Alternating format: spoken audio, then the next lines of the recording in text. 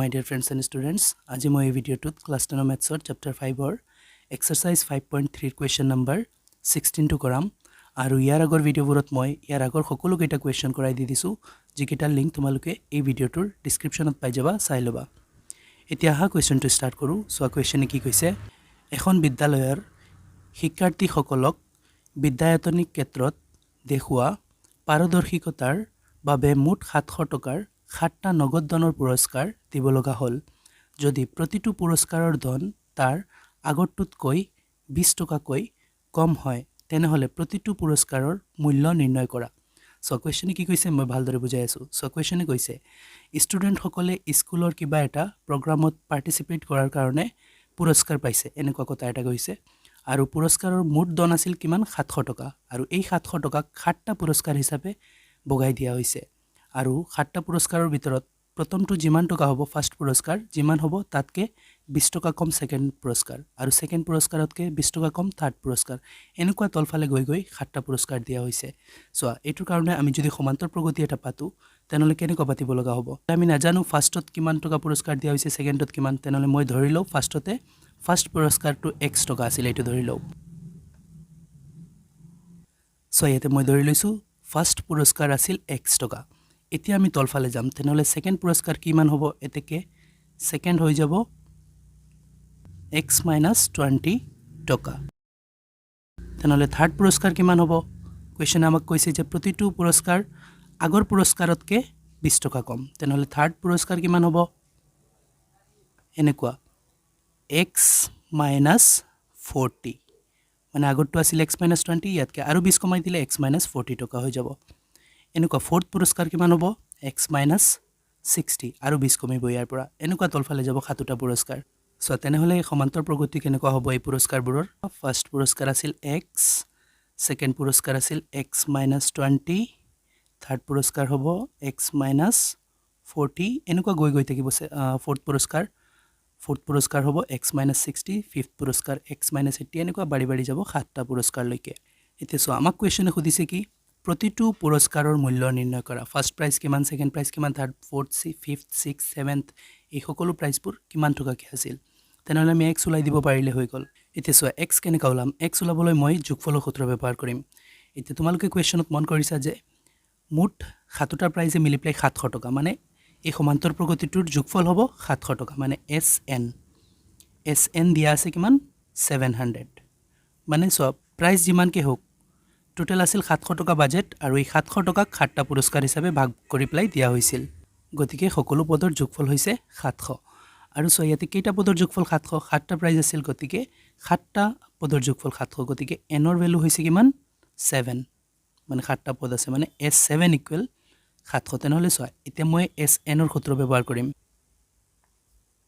SN = আছিল n/2 into twice a plus n - 1 into d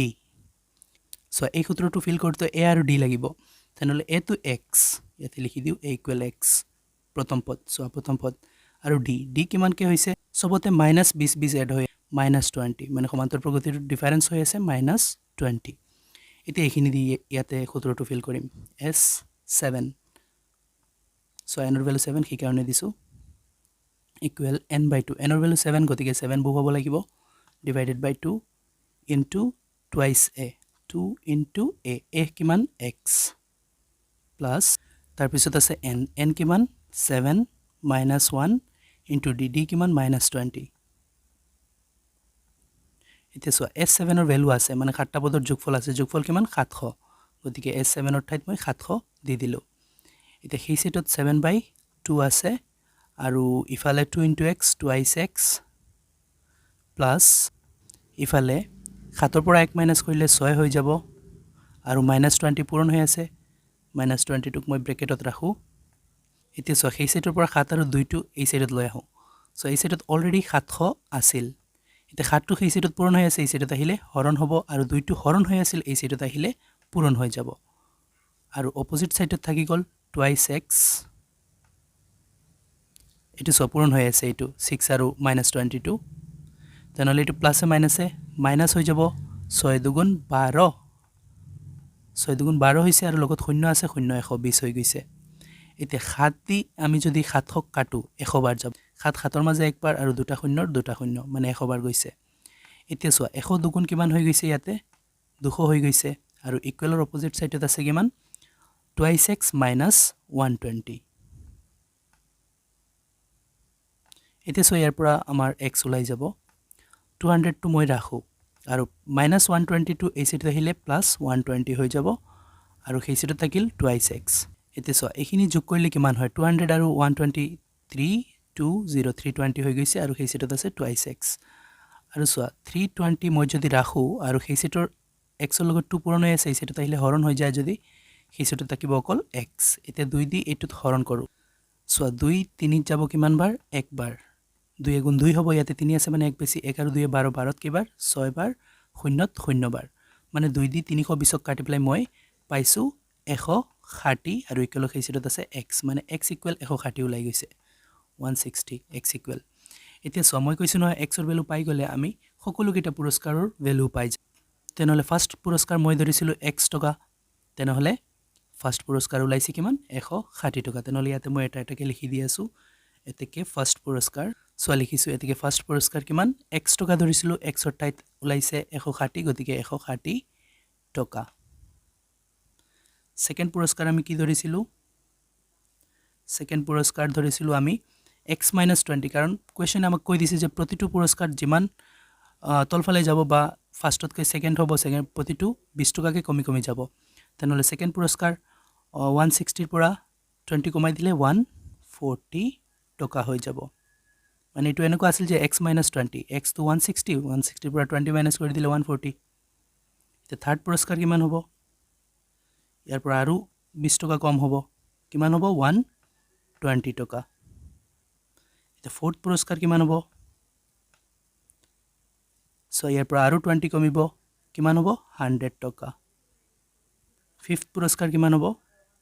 ইয়াৰ পৰা আৰু 20 কমিব